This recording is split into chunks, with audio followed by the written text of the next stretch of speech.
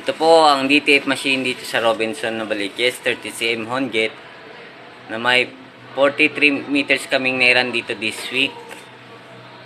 Araw-araw naman itong nagamit. Ito po ang heads. Ito po ang capping. Properly working pa naman po ito. Head clean. Punasan ng wiper after head clean. Nozzle check.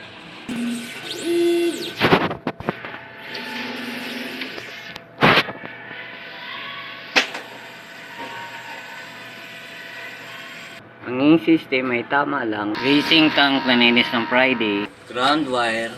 EBR. Ito po ang stock namin ng film.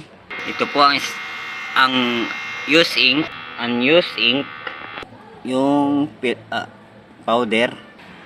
Ito naman po ang daily workload. Updated naman po. Sa consumables withdrawal, wala naman po tayo na consume dito this week. Updated din naman po ang weekly inventory.